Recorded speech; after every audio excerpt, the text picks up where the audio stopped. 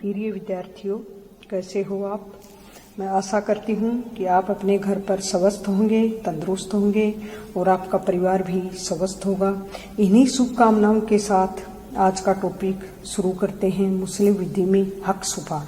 इससे पहले वाले टॉपिक में अपन ने पढ़ा था कि हक शुफा क्या है, इसकी मांग कब की जाती है और इसका क्या औचित्य है, इसका क्या मकसद है। आज पढ़ेंगे अपन हक शुफा का दावा कौन कर सकता है, मतलब हक शुफा की मांग कौन कर सकता है। इससे पहले अपने को ये जानना आवश्यक है कि सफी अग्रक्रेता कौन होता है, सफी कौन होता है। जो व्यक्ति हक शुफा की मांग करता है, जो हक शुफा का अधिकार रखता है, वो क्या कहलाता है, सफी। इससे पहले थोड़ा सा ये भी बता दूं, अपन ने ये पढ़ा था कि हक शुफा की मांग कौन कर सकता है।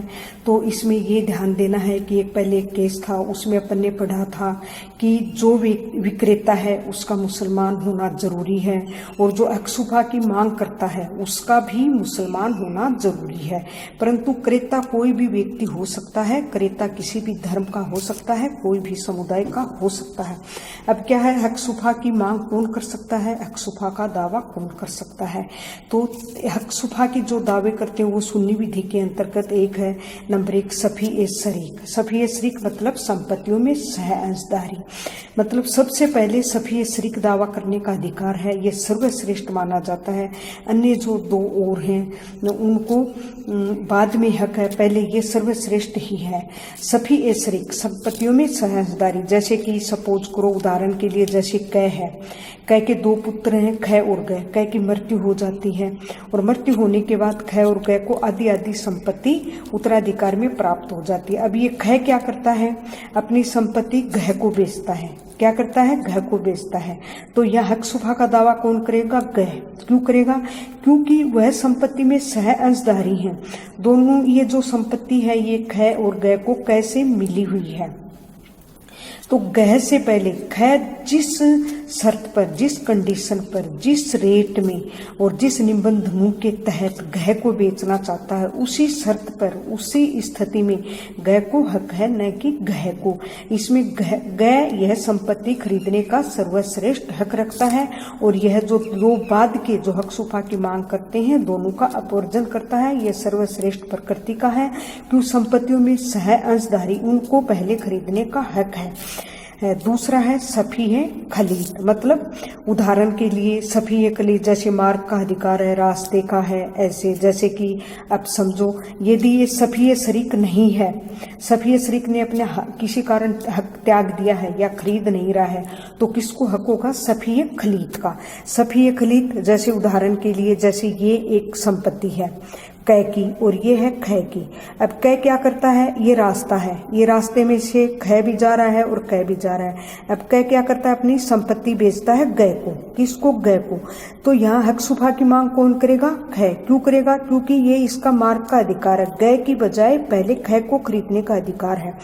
तो खै ठीक उसी शर्तों पर, उन्हीं निबंधों पर, उसी कंडीशन पर जो कै गै को बेचता है, खै को उसी शर्त पर गै से पहले बेचने का हक है। खै यहाँ पर हक शुफा का दावा कर सकता है।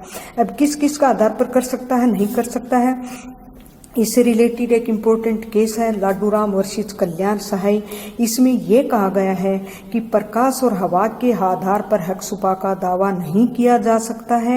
ऐसा अधिकार केवल मार्ग और जल के सुखाधिकार पर ही तक ही सीमित है। ये बहुत ध्यान देने योग्य बात है कि प्रकाश और हवा के आधार पर आप दावा नहीं कर सकते। ऐसा अधिकार केवल मार्ग और जल के सुखाधिकार तक ही सीमित है।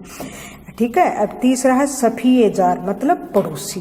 जैसे कि फैस्ट भी नहीं है, सफी शरीक भी नहीं है, इसने भी दावा नहीं किया या अपना हक त्याग दिया है। सफी एस खलीद ने भी हक त्याग दिया है। अब सफी जार पड़ोसी, तो जो उसकी मिली हुई अचल संपत्ति का स्वामी है। ये पहले भी क्लियर कर चुकी हूँ कि हक शुफा हमेशा अचल संपत्ति पर ही लागू होता है। उदाहरण के तौर पर भी अपन समझ सकते हैं, जैसे दो ये अचल संपत्ति हैं। अब इस अचल संपत्ति को बेचने चाहते हैं, ये इसका पड़ोसी है तो गय की बजाय इसको ख को खरीदने का पहले प्रायोरिटी दी जाएगी। इसका हक है, यह हक सुफा का दावा कर सकता है उन्हीं शर्तों पर जो कि गय को बेच रहा है। अब देखो, हक सुफा का दावा करने के लिए कुछ फॉर्मेलिटीज हैं, कुछ औपचारिकताएं हैं, क्योंकि हक सुफा के दावे को एक कमजोर कहा गया है। सुफा का अधिकार दूसरे व्यक्ति की संपत्ति के बिक्री के अधिकार पर हस्तक्षेप करता है। यह अधिकार एक कमजोर अधिकार है। क्यों है? क्योंकि औपचारिकताएं होती हैं, जिन औपचारिकताओं के पूर्ण न होने पर और या दोषपूर्ण होने पर सुफा का अधिकार परिवर्तित नहीं हो सकता। ये औपचारिकताएं 3 प्रकार की होती हैं। प्रथम है तलब ही मुवासित तत्काल मांग। ये पहले भी क्लियर कर चुकी हूं कि हक सुफा का दावा कब किया जा सकता है? विक्रय के पूर्ण हो जाने पर। तो जैसे ही विक्रय पूर्ण हो जाता है और हक सुफा की मांग करता हुआ तुरंत तत्काल उछाल की मांग, मतलब किसी भी प्रकार की डिले नहीं होनी चाहिए, दावे के साथ हक सुफा की मांग करनी चाहिए कि ये मेरा है। ये मांग मौखिक भी की जा सकती है, लिखित भी की जा सकती है, समय उपस्थित होना भी जरूरी नहीं है, इसमें साक्ष्यों की भी उपस्थिति जरूरी नहीं है, लेकिन बिना डिले के और तुरंत इसकी मांग करनी चाहिए। दूसरी है तलब ही इशाहाद या पुष्टिकरण की मांग। जैसे ही तत्काल मांग उछाल की मांग कर देता है, उसके बाद उसको पुष्टिकरण की मांग करनी चाहिए। इसको तुरंत ये कहना चाहिए, इसका हवाला भी देना चाहिए कि मैंने तत्काल मांग की थी और मैंने सब प्रकार से मेरा हक जता दिया था, और इसके साथ साथ इसमें साक्ष्यों की भी जरूरत है। और विक्रय पूर्ण हो जाने के बाद जो प्रॉपर्टी है उसके पास में भी जाना चाहिए और वहाँ खड़ा होकर कहना चाहिए, मांग करनी चाहिए कि ये मेरी है, मैं दावे के साथ कहता हूँ कि ये मेरी है।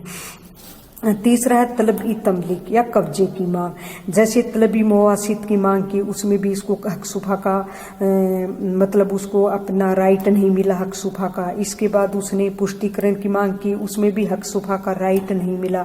तो अब करेगा तलब ई तमलीक या कब्जे की मांग। ये दोनों मांग पूरी होने के बाद तत्काल कब्जे की मांग, मतलब दावा करना। क्या करना? दावा करना। ये मांग कर ली, ये दोनों मांग पूरी होने के बाद इसको दावा करना पड़ेगा और इसको जताना पड़ेगा कि ये मेरा राइट है, मैं हक सुफा का अधिकार रखता हूँ। इसके लिए इसको दावा करना पड़ेगा और ये सब चीजें इसको साबित करनी पड़ेंगी कि ये मेरा राइट है, मेरे को प्रायोरिटी देनी चाहिए। अब ये कब्जे की मांग में क्या है? सामान्यतः विक्रय होने के 1 साल के अंदर अंदर कर देनी चाहिए। ये जैसे ही विक्रय पूर्ण होता है, विक्रय पूर्ण का मतलब कि विक्रय हो जाए, प्रतिफल दे दिया जाए, कब्जा दे दिया जाए या रजिस्ट्रेशन वगैरह है वो भी हो जाए, उसके बाद तुरंत मांग करनी चाहिए। सबसे पहले उछाल की मांग, तत्काल की मांग करेंगे और फिर पुष्टिकरण की मांग, जिसमें साक्षी वगैरह 2 साक्षी उपस्थित होंगे, उनके समक्ष कहेंगे कि ये मेरा हक है, जताएंगे। फिर क्या करेंगे? दावा करेंगे कि ये मेरा बिल्कुल राइट है, मैं हक सुफा का अधिकार रखता हूँ। तो ऐसे क्या है, इन औपचारिकताओं को जब पूर्ण नहीं किया जाता है तो हक सुफा की मांग नहीं कर सकते। इसीलिए हक सुफा के अधिकार को एक कमजोर अधिकार माना गया है। ये क्वेश्चन सामान्यतः एग्जाम में पूछा भी जाता है और इसी प्रकार से भी कभी कभी पूछा जाता है कि हक सुफा का अधिकार एक कमजोर अधिकार है। तो मतलब इसमें अपन क्या करेंगे, ऐसा कुछ पूछेंगे तो इसमें ये जो स्पष्टीकरण है तीनों जो दिए गए हैं, ये जो औपचारिकताएं हैं ये पूर्ण नहीं होती हैं या औपचारिकताएं दोषपूर्ण होती हैं तो हक सुफा का अधिकार मतलब कमजोर पड़ जाता है। तो इसलिए ये सब चीजें होना आवश्यक है। मैं आशा करती हूँ कि आप इस वीडियो से हक सुफा क्या है, कौन मांग कर सकता है, इससे पहले बता चुके हैं। कब पूर्ण होता है, क्या औचित्य है और कौन कौन मांग कर सकते हैं। मैं आशा करती हूँ कि आप इस वीडियो से आपके समझ में आया होगा। इसी सभी शुभकामनाओं के साथ धन्यवाद।